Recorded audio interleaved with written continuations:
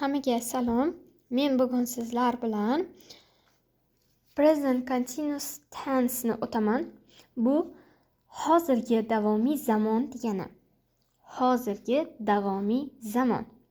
Buning ishlatilishi present continuous tense ni aynan hozir qilayotgan ishlarimizga nisbatan ishlatamiz. Bu aynan hozir qilayotgan ishlarimizga aytiladi. Misol, men hozir televizor ko'ryapman. Bu present continuous tense ning misoli. Ya'ni bu aynan hozir shu ishni qilayotganimni bildiradi. Buning strukturasi subject, to be, verb ing va object. Subject bu ega. Ya'ni I, she, he, it, we, you va they. Bular subjektlar, ya'ni egalar. Bular so'zning boshida keladi. So'ngra to be. To be bu am, is, are dan iborat. Am I bilan ishlaydi, is, he, she, it bilan ishlaydi. Are esa we, you, they bilan.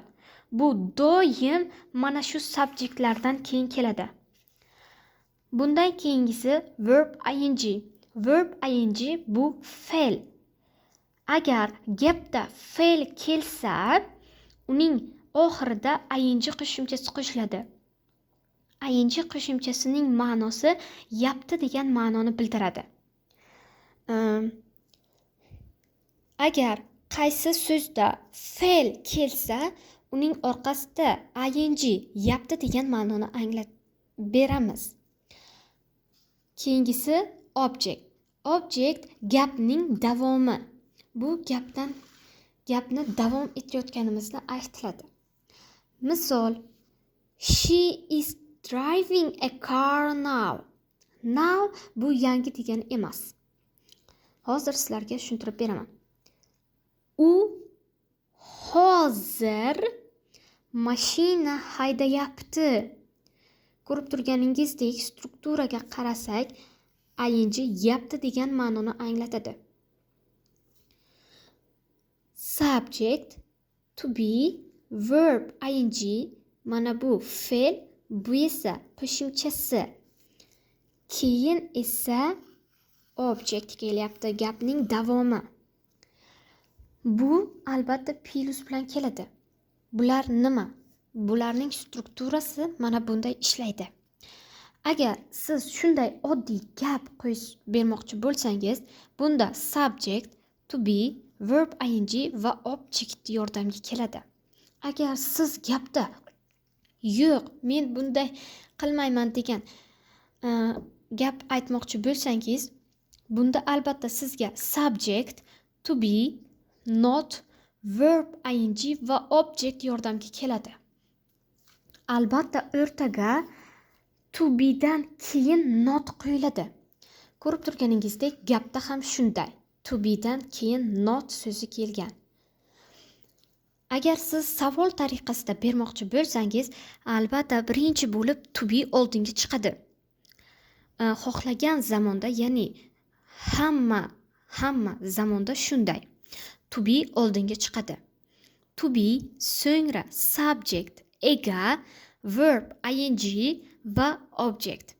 Siz misolda ko'rib turganingizdek, are they dancing at the moment? Ular hozir o'ynashyaptimi? deb savol beryapmiz. Ikkinchi gapda esa they are not playing football. Ular